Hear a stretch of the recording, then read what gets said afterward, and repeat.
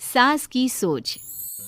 गौतम, जा अपनी जोरू को बोल, अभी थोड़ी देर में तैयार होकर नीचे आ जाना। वैसे भी सारे मेहमान आ चुके हैं। जी माँ।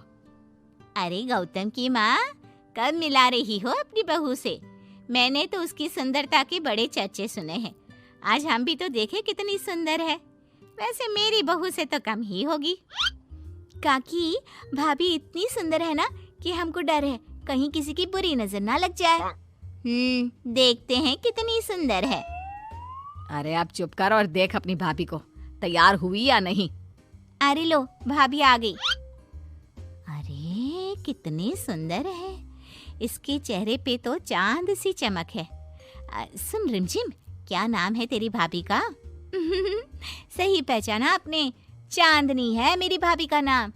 क्या हुआ काकी, मुंह से बाहर शब्द नहीं निकल रहे? या चांदनी भाभी की चांद सी सुंदरता ने आपका मुंह बंद करवा दिया? हाँ, सुंदर तो है, पर सुंदरता से क्या होता है? लड़की में गुण भी तो होने चाहिए। मेरी बहू में सुंदरता के साथ साथ संस्कार भी है। अरे वाह गौतम, सच्ची में तुम्हारी बीवी बहुत सुंदर है। हाँ, एकदम चांद जैसे अलग चमक रही है तुम्हारी बीवी इस पूरी पार्टी में। बात तो तुम एकदम सही कह रहे हो।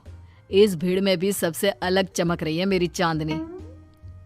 आज इस पार्टी में तुम्हारी बीवी की सुंदरता ने 4 चांद लगा दिया है। कुछ दिनों बाद जब गौतम की माँ आस पड़ोस की औरतों से गप्पे मार रही होती है। माँ जी, मेरी माँ की तबीयत थोड़ी खराब है, आप इजाजत दो तो क्या मैं और गौतम एक बार वहाँ हो आए? हाँ हाँ बहू, ठीक है। जब शाम को गौतम काम से आ जाए तो अपने मायके हो आना। ये क्या, उसने बोला और तुमने जाने दिया? हाँ, अभी उसने बताया तो सही, उसकी माँ की तबीयत खराब है। लेकिन तुमने जाने क्यों दिया? तुम्हें मना कर देना चाहिए था।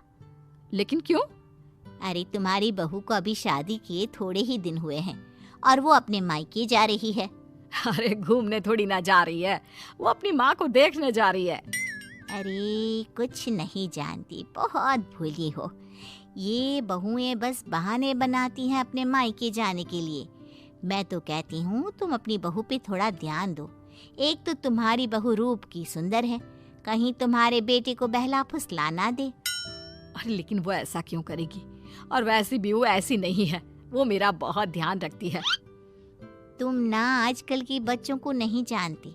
शुरू शुरू में ये सास की सेवा करना, परिवार का ख्याल रखना बहुत अच्छे से जानती है और पीठ पीछे अपने पतियों को परिवार से अलग होने की सलाह देती रहती है। क्यों बहनों, क्या मैं गलत कह रही हूँ? हाँ वैसे बात तो सही है आपकी। और पता है, मेरी बहन की बेटी की शादी को अभी 1 महीना भी नहीं हुआ और उसका बेटा अपनी बीवी की हर बात मानता है। और तो और अपनी बीवी के लिए अपनी माँ से लड़ता भी है। पूरा का पूरा अपनी जोरू का गुलाम बन गया है। तुम्हारी बहू वैसे भी इतनी सुंदर है, ऊपर से पढ़ी लिखी भी है। और आजकल की पढ़ी लिखी लड़कियां अपने पति को चिकनी चुपड़ी बातों में फंसाकर अपना काम निकलवाना जानती है। हाँ। अरे हाँ, पर मेरी बहू चांदनी समझदार है। हाँ यही तो बात है। तुम किसी के चेहरे पे देखकर उसके दिमाग में क्या चल रहा है वो थोड़ी ना बता सकती हो। और हाँ, अपनी बहू के चांद से सुंदर चेहरे को देखकर धोखा मत खा जाना। अरे जरूरी थोड़ी ना है जो इंसान चेहरे से सुंदर हो वो मन से भी सुंदर हो, क्योंकि चांद पे भी तो दाग होते हैं। थोड़ी देर बाद सभी अपने अपने घर चले जाते हैं। शाम को चांदनी और गौतम घर आते हैं। और बहू, माँ को देखाई? जी माँ जी, अब थोड़ा ठीक है। बहू, अब तुम्हारा घूमना फिरना हो गया हो तो घर के कामों में मेरा हाथ बटाओ। जी माँ जी। मेरा ये घुटनों का दर्द कभी भी शुरू हो जाता है। बहू, लगता है आज सारा काम तुझी को करना होगा। कोई बात नहीं माँ जी, काम ही तो है, काम तो होता रहेगा। आप पहले अपना ख्याल रखिए। ठीक है, अब तू इतना बोल ही रही है तो मैं अपने कमरे में आराम करने जा रही हूँ। अगले दिन सुबह जब गौतम ऑफिस के लिए निकल रहा होता है। माँ, अब कैसा है तुम्हारे घुटनों का दर्द? ज्यादा तो नहीं हो रहा? नहीं तो शाम को चांदनी आपको डॉक्टर के पास दिखाएगी। तुझे किसने बताया? बहू ने इतनी जल्दी तेरे पास मेरी चुगली भी कर दी? हाँ, चुगली नहीं, उसे आपकी चिंता है इसलिए उसने मुझे बताया। उसे डर था कहीं आपका दर्द बढ़ ना जाए। थोड़ी देर बाद चांदनी वहाँ आती है। माँ जी, मैं सोच रही थी हम लोगों को अब किसी दूसरे घर में शिफ्ट हो जाना चाहिए। लेकिन क्यों? और अचानक से तुम्हें ये ख्याल क्यों आया? वो माँ जी, मेरी एक सहेली अपना घर बेच रही है और उसका घर गौतम के ऑफिस के पास पड़ता है। और देखिए ना, गौतम को यहाँ से ऑफिस कितना दूर पड़ता है और आपके लिए भी बाजार दूर पड़ता है। अगर हम वो घर खरीद लेते हैं तो हमारा कितना फायदा है। गौतम को ऑफिस के लिए दूर नहीं जाना पड़ेगा और आपको जब शॉपिंग जाने का मन करे आप जा सकती हो। ऊपर से वो मेरी दोस्त है तो वो हमें घर थोड़े कम दाम में भी बेचेगी। हाँ, बात तो तुम सही कह रही हो। कोई जरूरत नहीं है घर बदलने की। और तू क्या अपनी बीवी के हाँ में हाँ मिला रहा है? लेकिन माँ, मैंने एक बार बोल दिया ना, तो बस अब इसके बारे में कोई बात नहीं होगी। और ये कहते हुए वो अपने कमरे में चली जाती है। चांदनी भी उनके पीछे पीछे चली जाती है। क्या हुआ माँ जी? मैं कुछ दिनों से देख रही हूँ आप कुछ अजीब सा बर्ताव कर रही हैं। क्या अजीब सा? ऐसा ही तो करती हूँ। अगर तू मुझसे घर के बारे में बात करने आई है तो पहले ही कह देती हूँ, बिल्कुल नहीं। नहीं माँ जी, घर के बारे में बात करने नहीं आई। माँ जी, मुझसे कोई गलती हो गई है क्या? अगर कोई गलती की है तो डांट दीजिए, बात कीजिए, पर माँ जी ऐसा व्यवहार मत कीजिए। मैं बिल्कुल बुरा नहीं मानूंगी। और अगर आप अभी बताना नहीं चाहती तो आपका जब मन करे बता देना। मैं बस इतना ही कहने आई थी।